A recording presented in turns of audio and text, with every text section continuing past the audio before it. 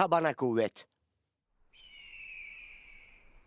Beni buraya çağırmanı sağlayacak kadar harika olan şey nedir? Şuna bak. Ses. Aktifleştirildi. Kontroller.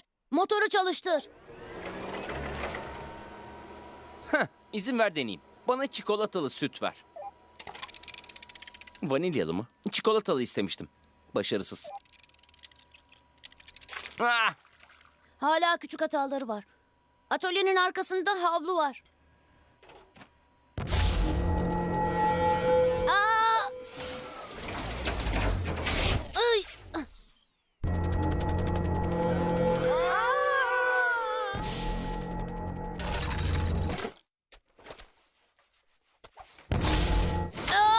Ses kontrol. Patronluk taslamak istemem ama etrafı yıkma. Aa! Ah.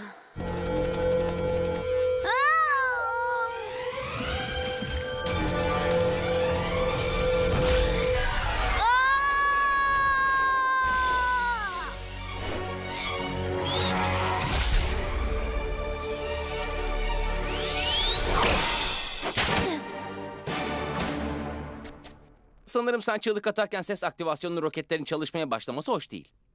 Sen o korkunç sesi çıkarmasaydın çığlık atmıyor olurdum. Ne sesi? Ben hiç ses duymadım. Bir dakika. Bahse varım, sen ses hızını aşmıştın ve duymadın. Sana ben olmadığımı kanıtlayacağım. Koşmaya başladığımda hiçbir şey olmadığını gördüğünde hatalı olduğunu anlayacaksın. İşte bu tamamen tesadüftü. Sonic, sorununun ne olduğunu anlamak için birkaç test yapacağım.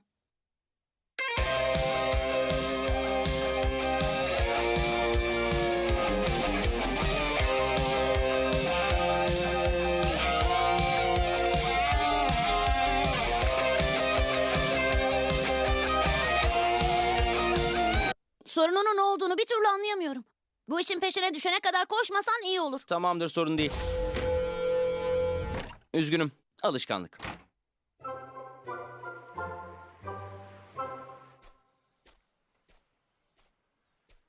Sonic, voleybol topu getirmen gerekiyordu.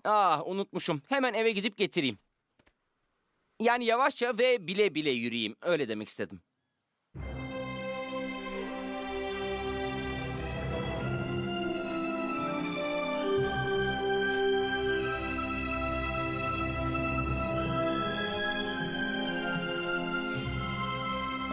Demek normal insanlar böyle yapıyor. Bu çok kötü.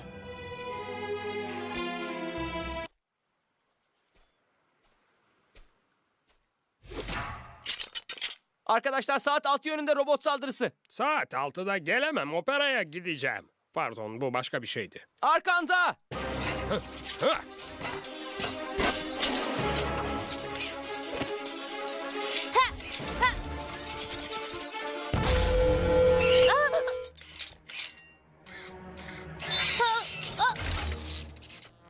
Sonic, biz hallederiz. Hah! Hah!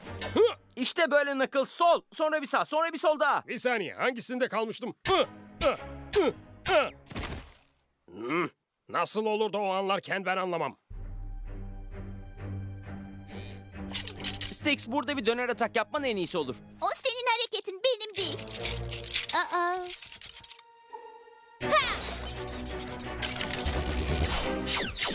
Evet, onlara gizli üçlü ters taklandan bir göstermeyi dene. Eğer herkese söylersen bu gizli sayılmaz. Gitti artık. Hey, onlar hakkında konuşuyorsun sanıyordum. Tabii ya, bu olmadan yapıyormuş gibi davranın. Bensiz. Görünüşe göre biri daha dışlanmış. Eggman. Ah! Dur. Biri daha derken kimi kastediyordun? O yengeç robotları ben yollamadım. Orbot ve Kübot toz alıyordu ve yanlışlıkla düğmeye bastılar. Yani bunun arkasındaki sen değil miydin? Görünüşe göre artık kötü dahi olmak için bir dahi olmaya gerek yok. Kendimi gereksiz gibi hissetmemi sağladı. Sanırım ortak bir noktamız var. Sen de moralin bozulduğunda patlamış mısır yer misin? Hayır. Bu dışlanma meselesinden anlıyorsun ha? Söyleyecek. Al patlamış mısır ye, daha iyi hissedeceksin. Tamamdır, doktor geldi. Benimle konuş. Senin başlıca rakibin olabilirim ama arkadaş da olabiliriz. Sonic, Eggman senin arkadaşın değil. Eğer onu dinlersen başına dert açılacağına emin olabilirsin. Evet, bunun olmasını ben de istemem. Bunun iyi bir fikir olduğunu sanmıyorum Sonic. Ne de olsa bana yardım edemiyorsun. Fazla seçeneğim kalmadı. Ne zaman koşarsam bu garip ses çıkıyor. Aynı şey kübot motor yağına girdiğinde de oluyor. Hadi birkaç test yapalım.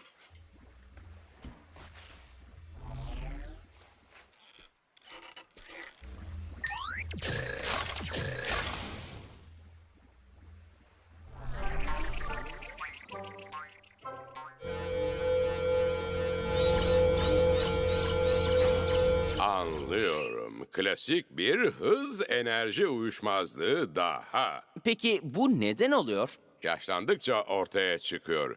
Bilgelik gibi, boy kısalması gibi ama endişelenme. Bu ayakkabılarda güç emici astarlar var. Sesin çıkmasını sağlayan tekrarı engelleyecekler ve çamaşır makinesinde de yıkanabilirler. Bunun senin kötü planlarından biri olmadığını nereden bileyim? Ne, kötü bir saldırı planladığımı mı düşünüyorsun yoksa? Eğer yardımımı istemiyorsan istediğin zaman gidebilirsin.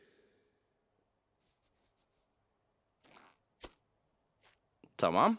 Hiçbir şey olmadı. Hey, gerçekten hiçbir şey olmadı. Ses gitti. Teşekkür ederim Eggman. Dostum, lafı bile olmaz.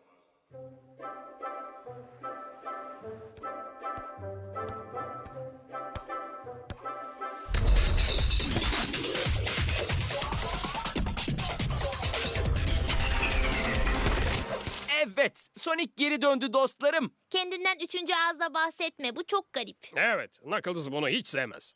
Bekle. Ses gitmiş. Sanırım Eggman bunu çözdü. Evet, güç emici astarlar. Eggman bana yardım etti. Ya da bu bir çeşit tuzak.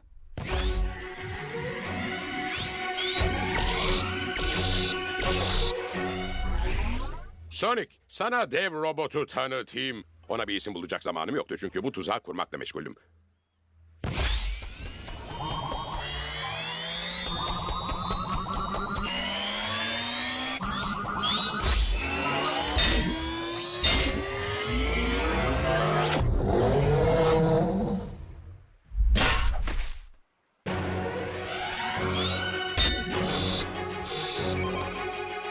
Bunda bir güç kaynağı yok. Bu nasıl mümkün olabilir ki? Bu doğru. Koş Sonic, koş.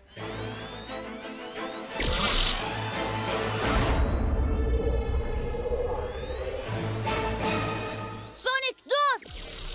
Ayakkabıların robota güç veriyor. Ne kadar hızlı hareket edersen o kadar güçleniyor. Seni kötü. Keşke bunu da düşünseydim. Bir dakika, zaten düşündüm. Bunu düzeltmek basit olacak.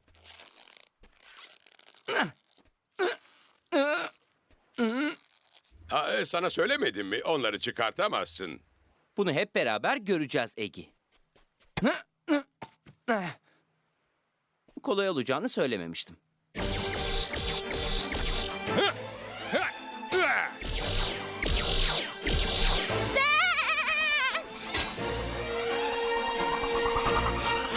Neden Sonic koşmadığı halde robotun gücü var? Çünkü ayakkabıları onun yaptığı enerjiyi saklıyor. İşte. Gerçekten bunu nasıl yaptığını açıklamanı mı bekleyeceğiz? En zor kısmı Sonic her koştuğunda ortaya çıkan sesi almak oldu. Bu muhteşem tuzağın her kısmını anlatmak için özel bir sunum hazırladım. Bu sunumu hazırlamam ne kadar sürdü biliyor musun? İşte süreci adım adım anlatan bir sunum.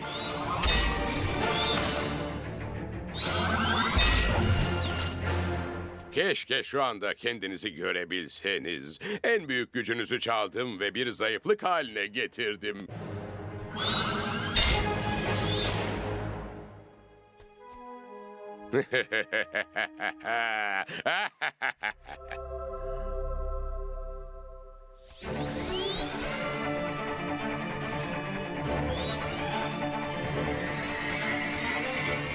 Sonic, bu çılgınlık, Hayır değil, şaşkınlık. çılgınlık, Şaşkınlık. çılgınlık, Şaşkınlık. çılgınlık. Şaşkınlık. Hayır, bu dahiyane. Hey bekle, bu aşırı oldu. Gerçekten. Yavaşla, fazla güç geliyor.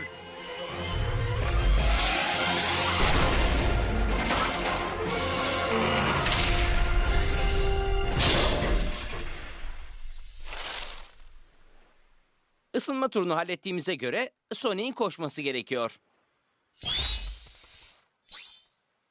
Sizce de kendinden üçüncü ağızla bahsetmesi çok garip değil mi? Evet.